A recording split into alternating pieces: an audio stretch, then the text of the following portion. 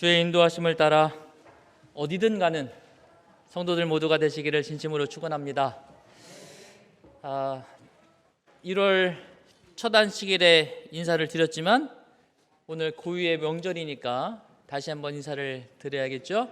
여러분 새해 복 많이 받으시기 바랍니다. 하나님께서 말씀하시는 복은 뭘까요?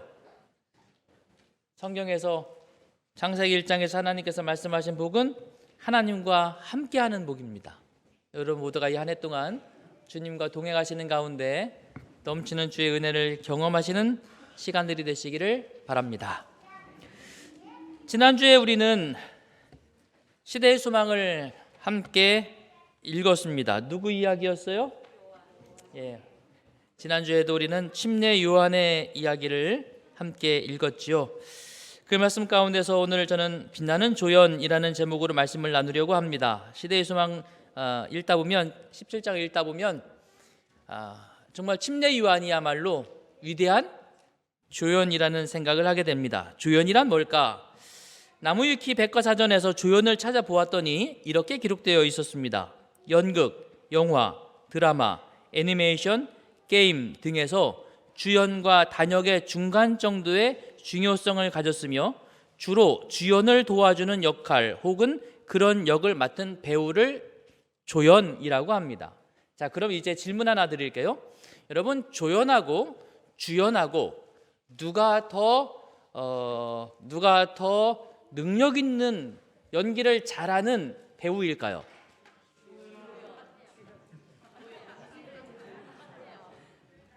둘 다.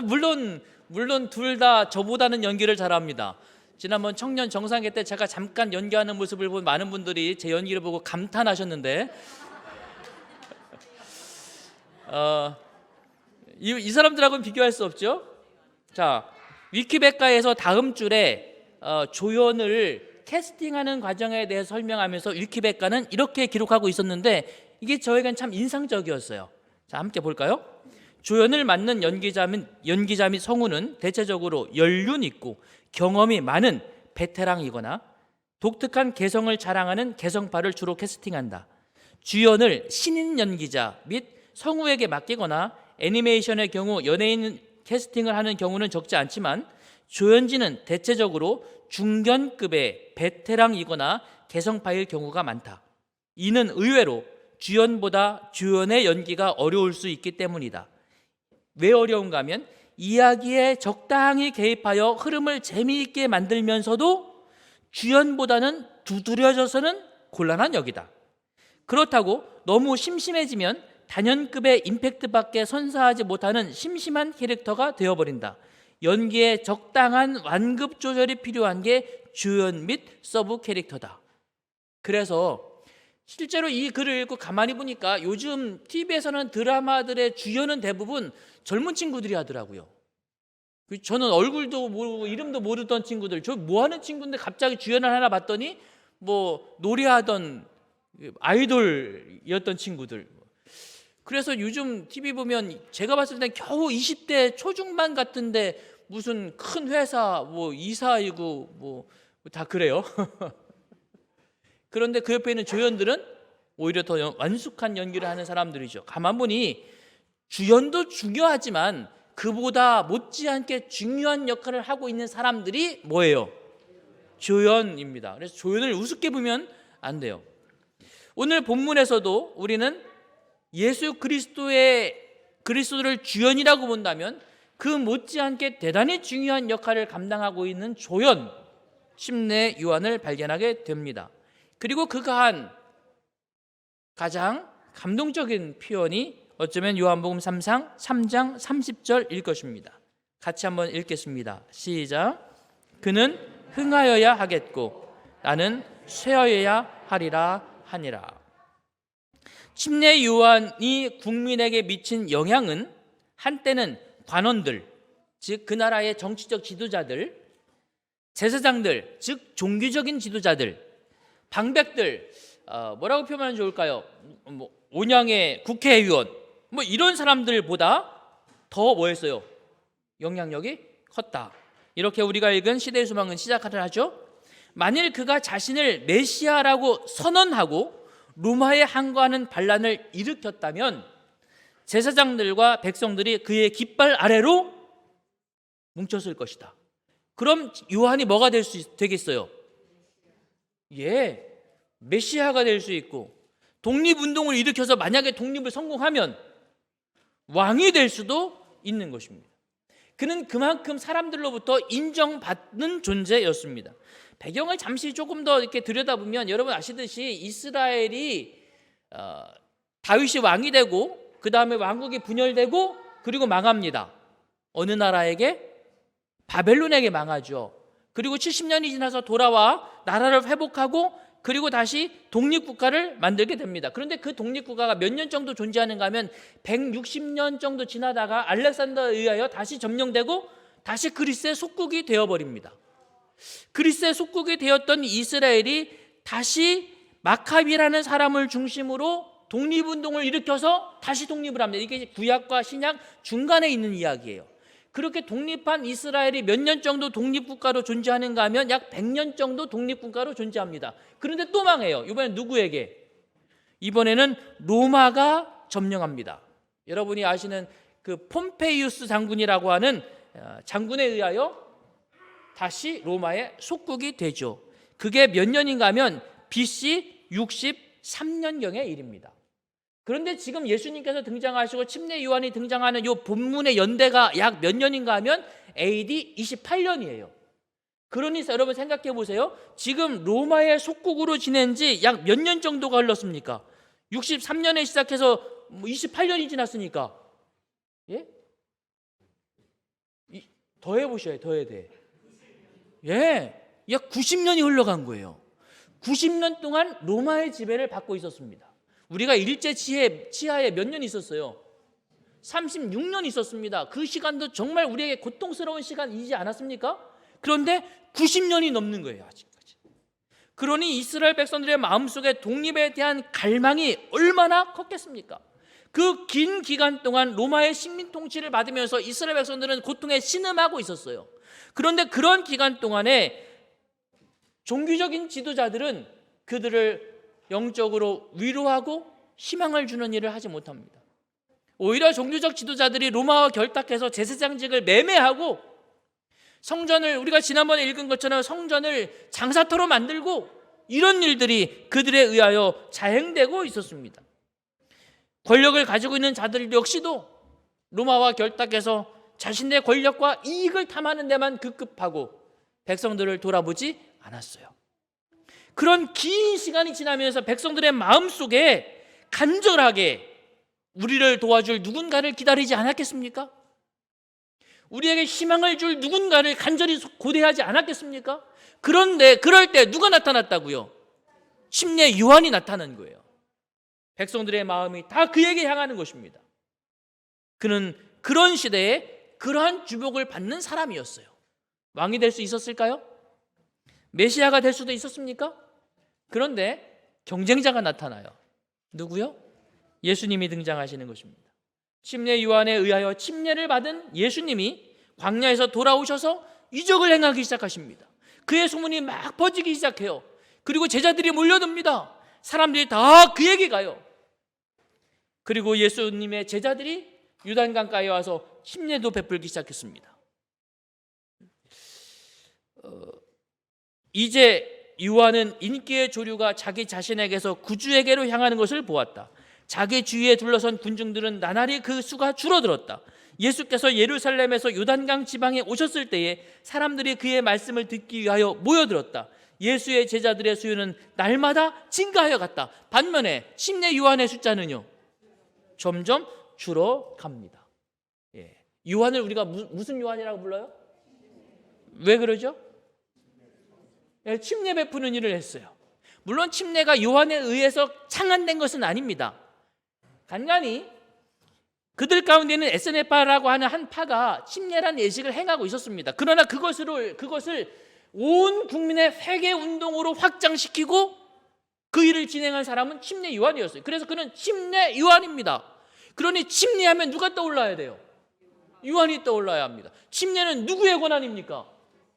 침례 요한의 제자들은 그렇게 생각했어요. 이 침례는 요한의 권한입니다. 그래서 침례 요한의 제자들이 침례를 줬을까요, 안 줬을까요? 감히 못하죠. 이건 누가 하는 일이니까. 우리 스승님이신 침례 요한이 하는 일이니까. 그런데 침례 요한의 제자였던 베드로, 요한 이런 사람들이 예수님께 갔지 않습니까? 그리고 예수님은 침례를 베풀지 않았지만 누가 침례를 베풀어요?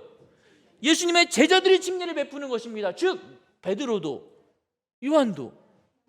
아니 저 친구들 나랑 같이 침례 요한 밑에 있을 때는 감히 침례 베풀 생각도 못했는데 이제는 나가서 자기들이 침례를 베풀어요.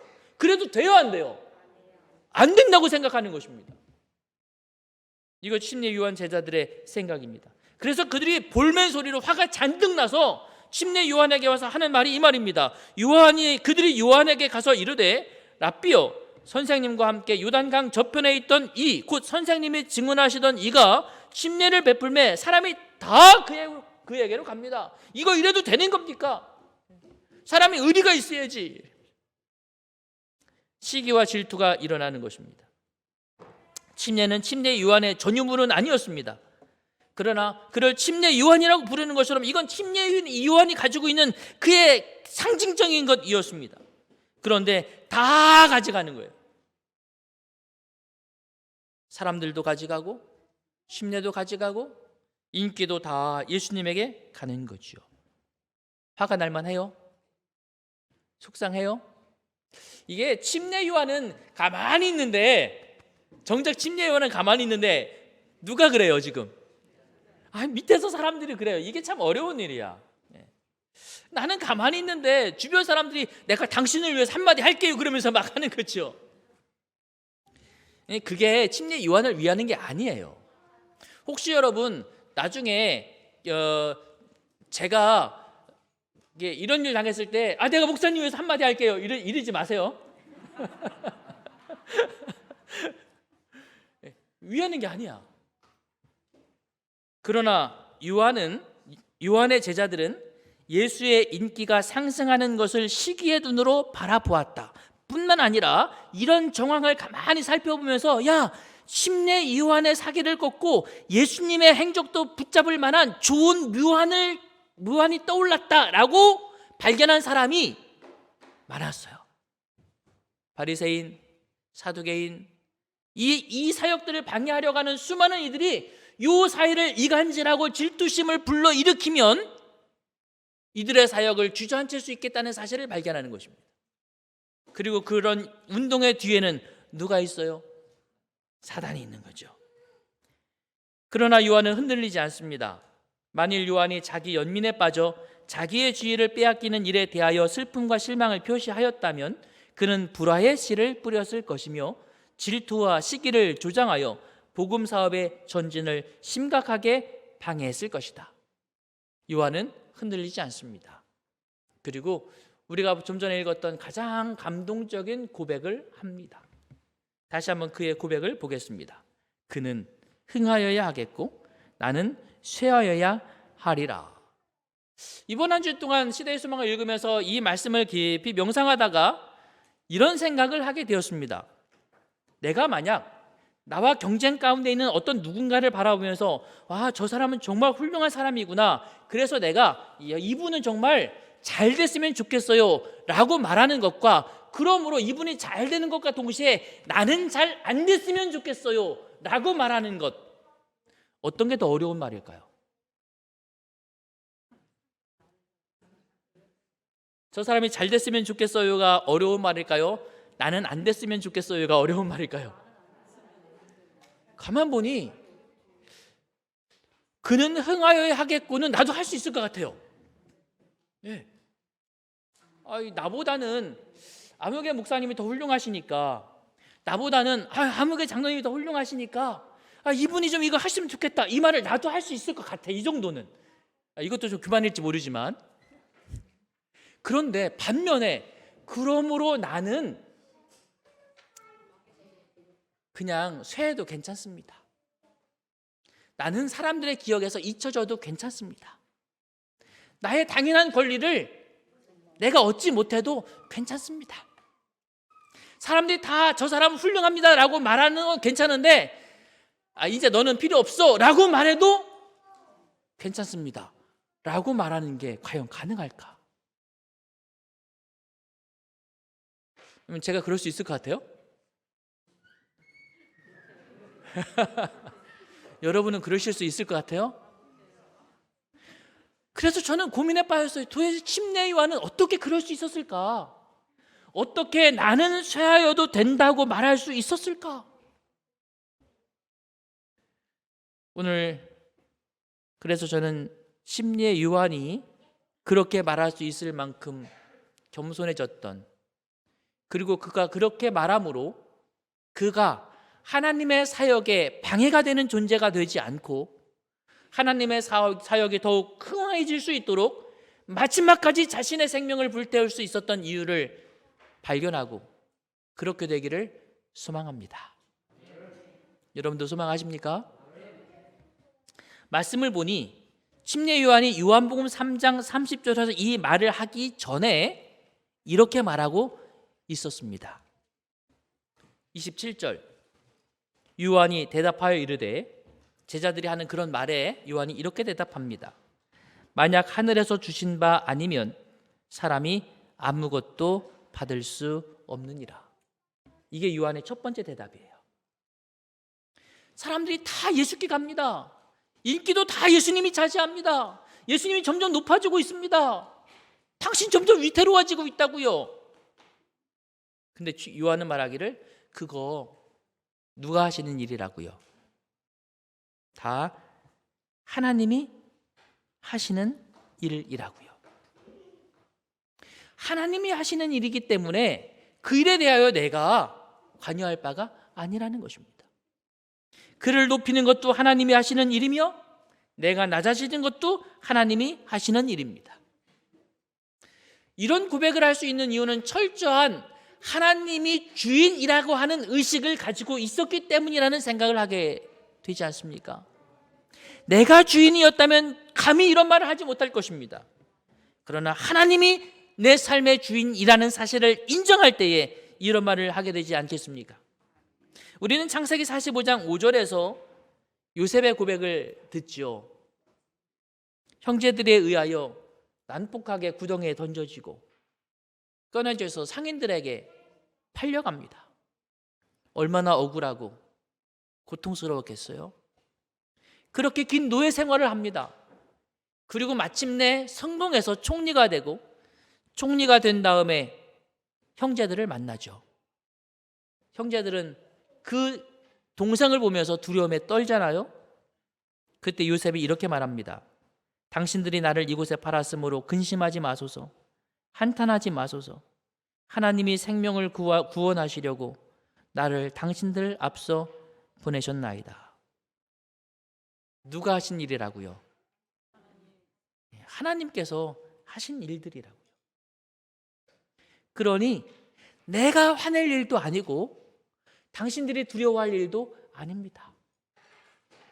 여러분, 여러분의 삶의 주인이 누구십니까? 가만히 보면 창세기는 내 주인이 누구냐에 대한 책이에요. 창조될 때 우리 주인이 누구셨어요? 하나님이셨어요. 창세기 3장에서 범죄하면서 주인이 바뀝니다. 누구에게로 바뀌어요? 사단에게로 바뀝니다. 그러나 다시 내 삶의 주인이 누구신지를 정확하게 이해하고 있는 사람들이 등장하기 시작합니다. 그들이 믿음의 조부이고 그들을 통하여 다시 하나님은 이 땅에서 주권을 차지하시게 되는 것 아니겠습니까? 출애굽기로 넘어오면서 주인이 바뀌었다는 이야기가 나오죠. 요셉을 아는 왕들이 다 죽고 주인이 바뀌어요. 이게 출애굽기 이야기잖아요. 그런데 하나님께서 다시 내가 너희의 주인이다, 그러니 내가 이 백성 데리고 가겠다라고 말씀하시면서 주인이신 하나님이 등장합니다. 그게 출애굽기의 이야기 아닙니까? 여러분, 그 사이에 있는 요셉의 경험이야말로 우리의 주인이 누구인지를 명확하게 주장하라고 우리에게 가르치고 있습니다. 여러분의 삶에서 하나님을 주인 삼게 되기를 바라고, 그런 요한의 신앙이 우리의 신앙 되기를 간절히 바랍니다. 하나님이 나를 어디에 쓰시든지 간에 하나님의 뜻대로 하는 것입니다. 그래서 요한은 두 번째로 28절에서 이렇게 말합니다. 같이 읽어볼까요? 28절 시작. 내가 말한 바 나는 그리스도가 아니요 그의 앞에 보내심을 받은 자라고 한 것을 증언할 자는 너희니라. 그분이 주인이신데 그분이 나에게 사명을 딱 주었다.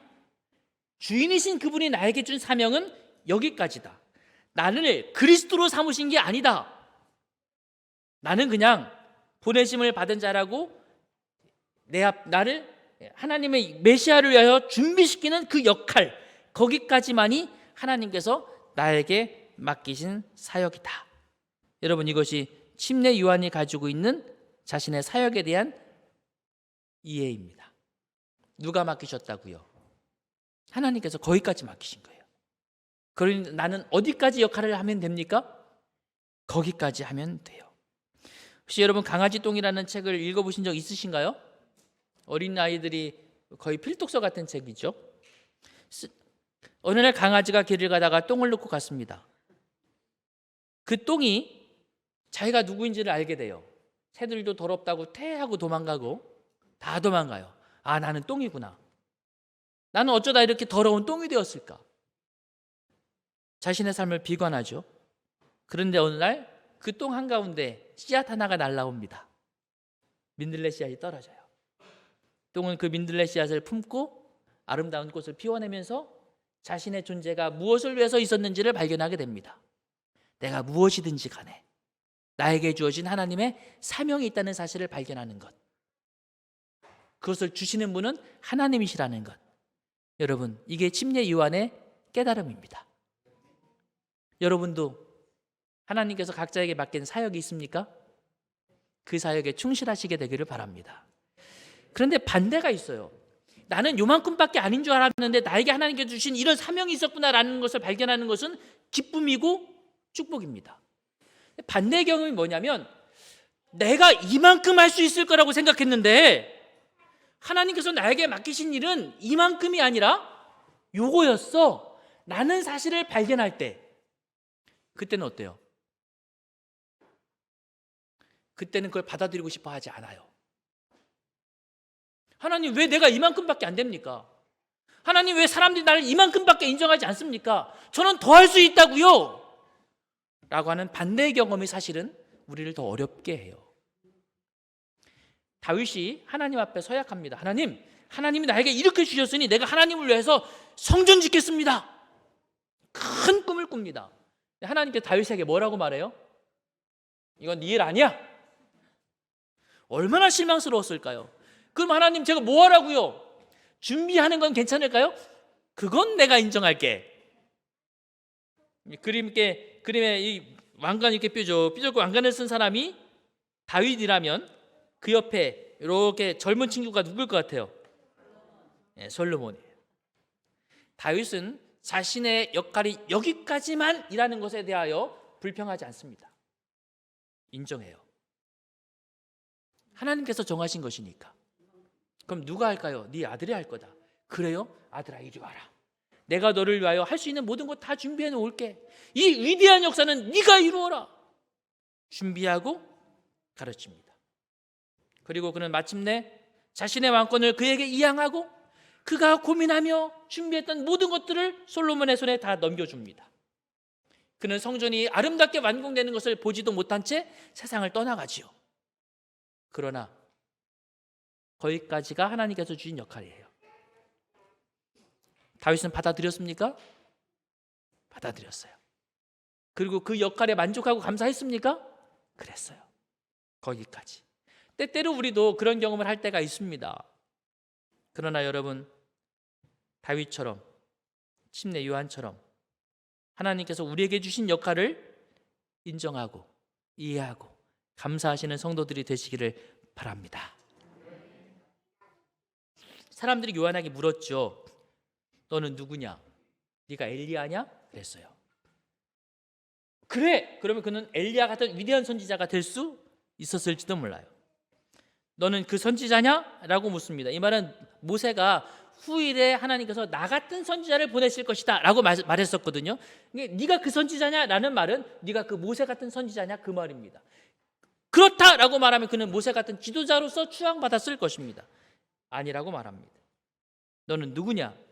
그가 대답하기를 나는 선지자 이사야가 말한 것처럼 주님의 길을 곧게 하여라 하고 광야에서 외치는 자의 뭐다?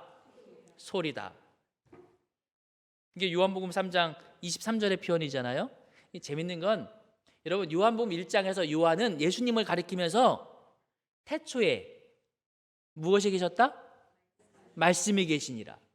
말씀이 육신이 되어 우리 가운데 거하심에 우리가 그의 영광을 보니 아버지의 독생자의 영광이요 그랬단 말이에요. 예수님을 뭐라고 표현했다고요?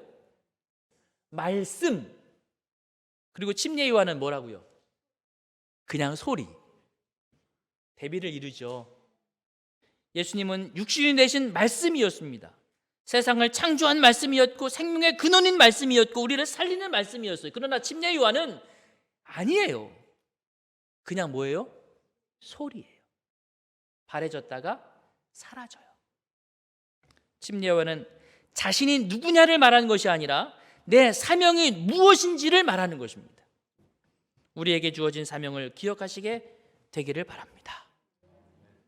그럼 우리도 요한처럼 그렇게 말할 수 있으리라고 믿습니다. 세 번째 29절에서 그는 이렇게 말합니다. 신부를 취하는 자는 신랑이나 서서 신랑의 음성을 듣는 친구가 크게 기뻐하나니 나는 이러한 기쁨으로 충만하였노라. 밑에 영어에 보면 충만을 complete라고 말합니다. 가득 차고 완성시켰다라는 말이에요.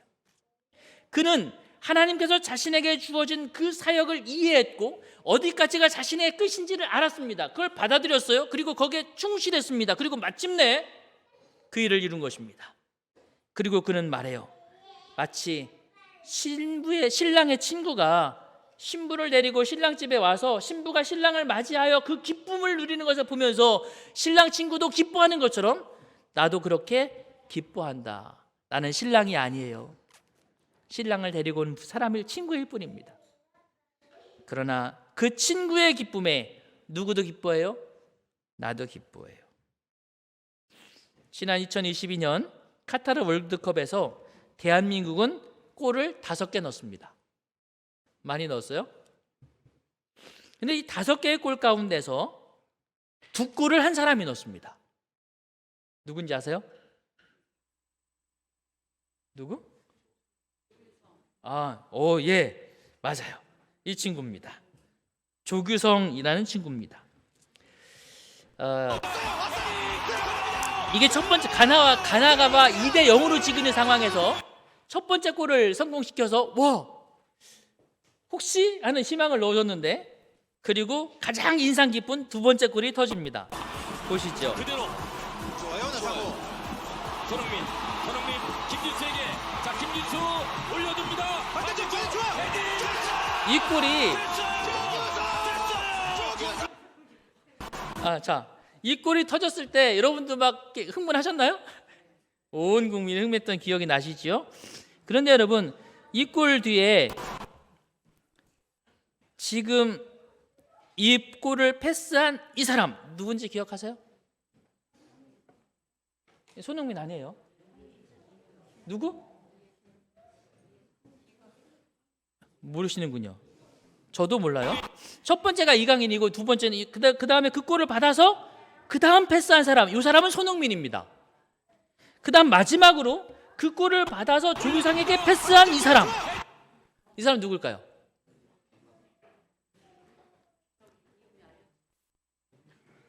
이름이 알려지지 않은 사람인데 슬픈 일입니다. 다들 조규상이 아니에요. 조규상 장로님이 아닙니다. 조규성의 이름만 외칩니다. 중계하던 중계자도 조규상 응원하던 사람들 다 자리에서 일어나서 조규성 이 골로 조규성은 몸값이 4배나 뛰었습니다. 그러나 그에게 패스한 이 사람의 이름을 여러분도 기억을 못하네요. 김진수입니다. 어시스트 김진수. 누군지도 모르겠어요? 어쩌면 이것이 이 세상의 현실입니다. 골을 넣은 사람은 기억해요. 모두가 그 이름을 부르며 환호합니다. 그 당시가 그랬어요. 모두가 예수님의 이름만 부릅니다. 아무도 김진수를 기억하지 않아요. 몸값도 오르지 않아요. 그러나 여러분 기억하십시오. 생각해 보세요.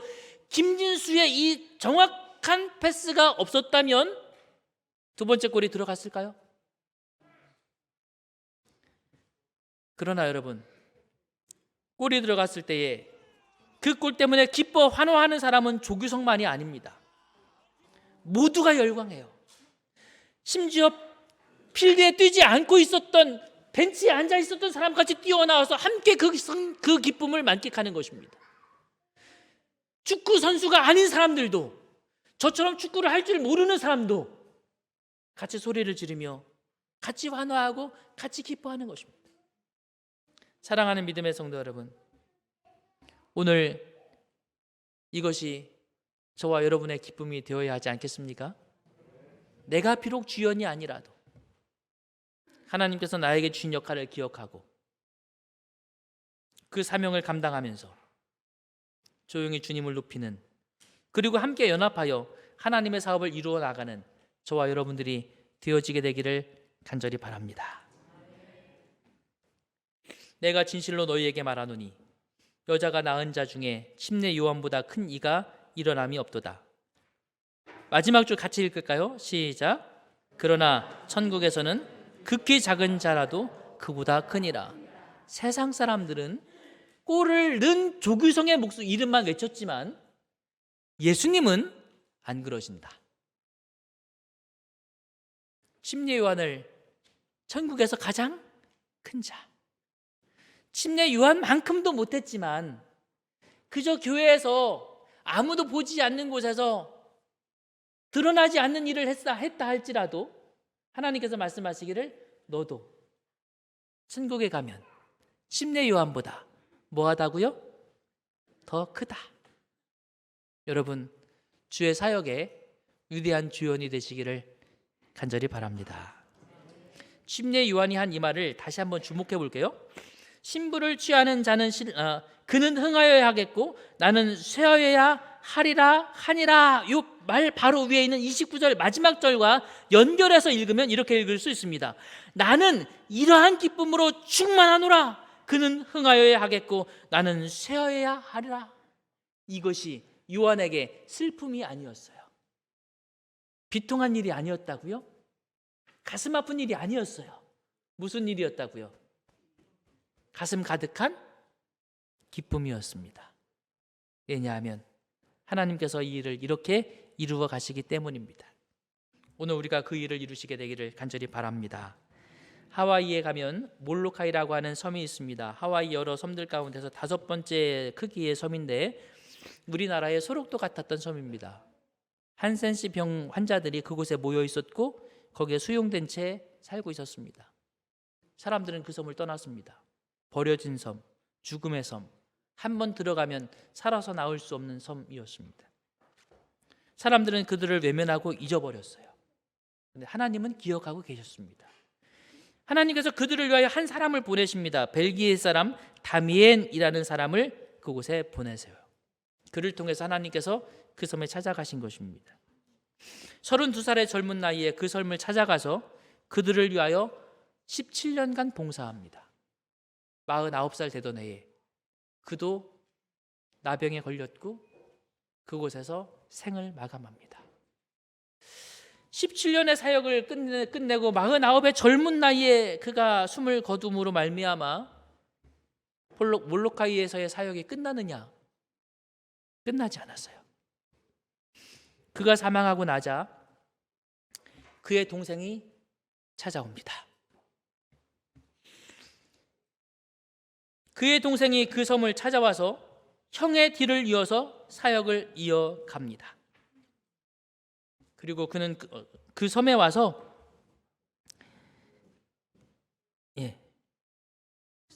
19년간 봉사를 하고 그 동생 35년간 봉사를 하고 그 동생도 그 섬에 묻힙니다.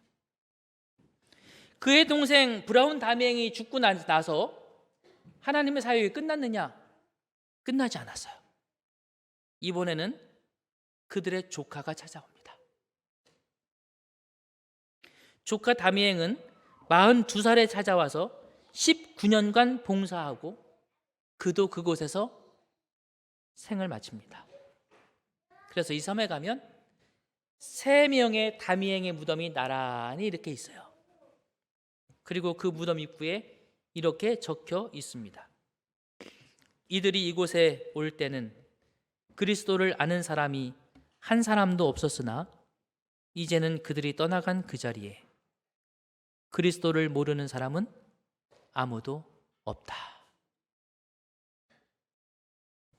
이게 하나님이 하시는 일 아니겠습니까?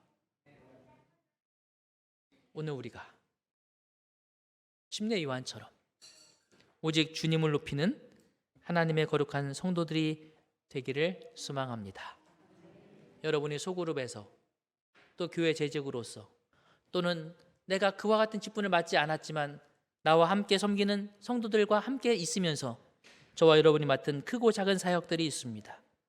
한 해 동안 우리가 우리를 부르신 오직 주님을 높이는 그 사역을 감당해 나가는 저와 여러분들이 되었으면 좋겠습니다. 이제 오늘 주신 말씀에 대하여 대답할 시간입니다. 여러분, 요한처럼 그렇게 살기를 원하십니까? 옆 사람과 함께 여러분의 마음의 간증을 나누시겠습니다. 1분씩 드립니다.